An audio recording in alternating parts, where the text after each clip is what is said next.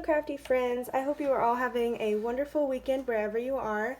I actually just came back from my birthday weekend at Disney World, and I came back to a wonderful birthday surprise. As you can see, before I left I ordered the Heritage Collection and I found it in my mail whenever I got back. So I just wanted to go through this with you guys and show you everything that I purchased and tell you what I think is worth it and maybe what I don't think is worth it. There are just a few hits and misses in this collection, so I just wanted to show you that, and that way you can make your own decision on maybe what you do and don't want to buy. So first there is the 6x8 paper pad, and there's only one this time. I know in the past there's been like multiple paper pads, like one that's more plain patterns, one that has gold foiling. As far as I know, this is the only one that I saw on scrapbook.com, which is where I placed my order. So this is what it looks like. I'll do a quick flip through for you guys.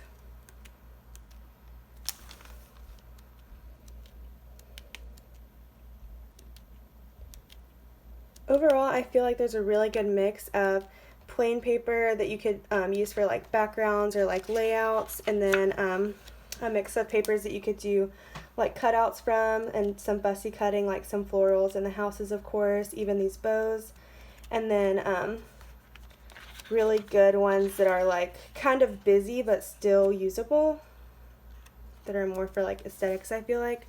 And then there's just a few really dark ones, so like this one's pretty dark, the black and polka dot one, and then this one on the top are like the darkest papers, which it does, I know, push some people out of their comfort zone, like working with darker patterns, but I think that there's a good mix of all colors in here so that you could use them a little bit easier. So that's a 6x8 paper pad, and then just to show you a quick flip through of the 12x12, there's 48 papers in this one, and then 24 in this one, and these two are different. So like there's some papers that are the same, like the stamp one and the bows, and then this one is the same, but like the ones that are in here have gold foiling, if that makes sense. So I will show you that.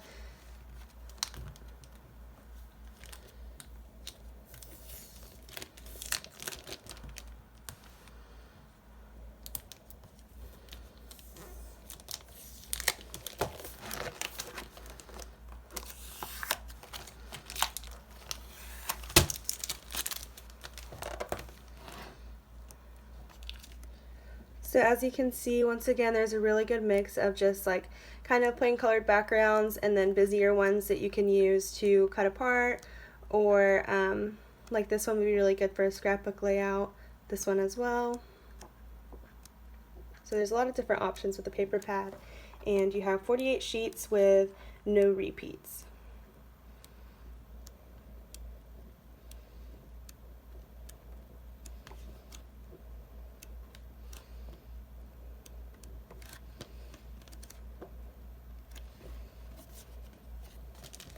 Okay, so those are the paper pads, and I also got just a few double-sided papers, so I'll show you what those look like. And normally I only buy double-sided papers if I have a certain project in mind where I know that I will need both sides, because for the most part I don't mind gluing the papers back to back if I have like a project. But I knew that like for this house one, and both of these paper pads, I'll probably be like cutting them apart, so I did just want a full sheet in case I wanted to use it as a background. Same with the swans. I would rather cut it out of a single-sided paper than a double-sided one. And then here are these postage stamps. These ones are all super pretty, and then the backgrounds on all of them are very plain and muted, so you could use them for whatever you needed to. And then, so those are all the papers that I got. And then this is the chipboard set. There is, the foiling on this is almost more of a rules gold than just a normal gold. So I will add that because I know some people like that better. Some people don't like it as much. But I feel like overall it really does blend into the collection really well. It doesn't stand out or look odd.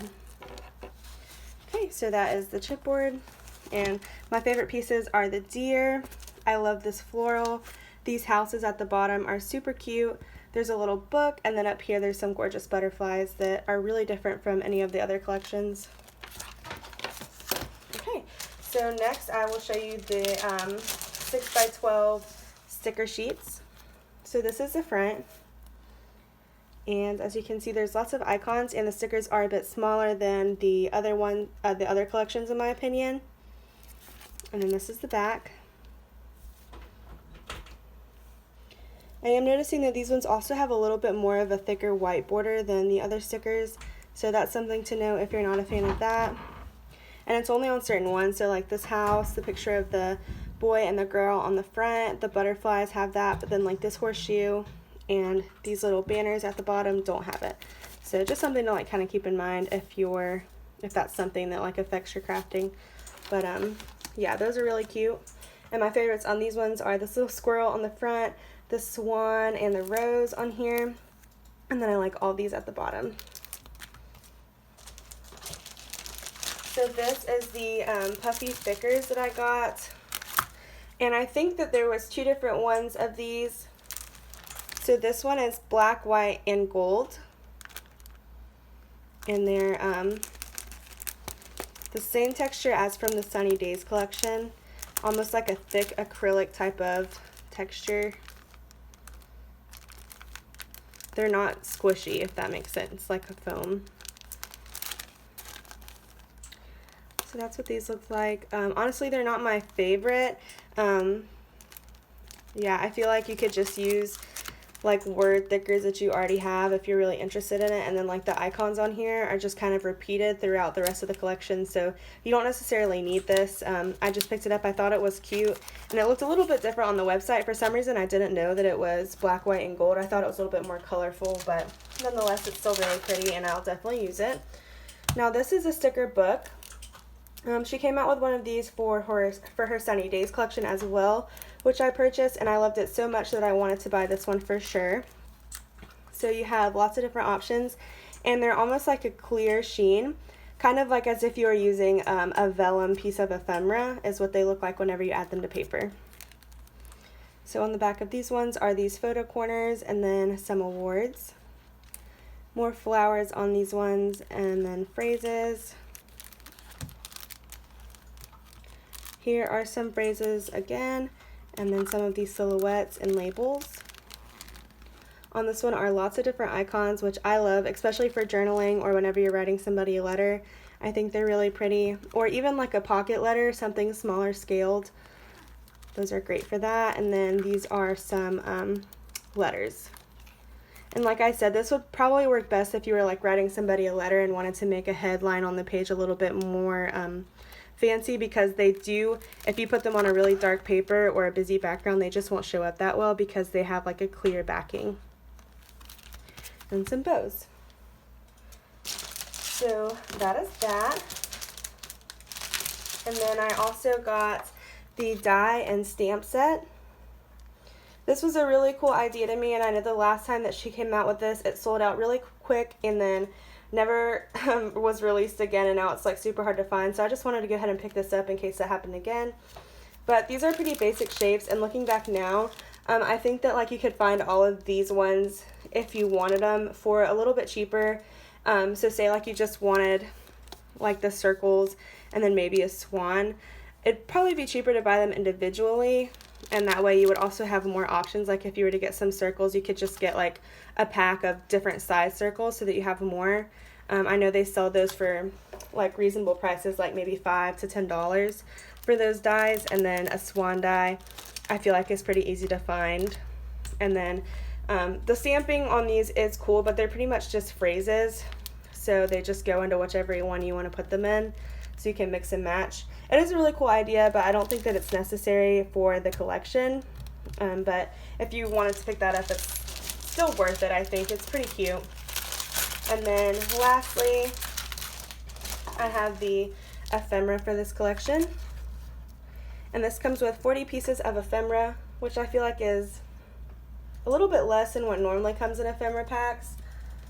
Like I have the open book one here that has 81 pieces. And then I don't have any more of hers specifically over here, but I just feel like most of the ephemera packs have a little bit more than that.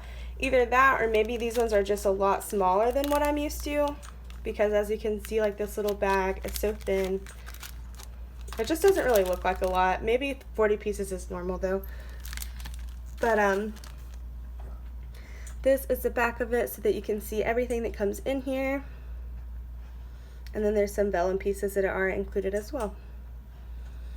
So everything's really cute, and I really like the idea and inspiration behind this collection. I think that I'll definitely use it for fall because it's got a lot of muted colors. So yeah, I'm excited to see what I can create. If I were to go back, I probably wouldn't purchase a few items just because I feel like they're not necessary. But overall, I still think it's pretty, and I'll still use it, of course.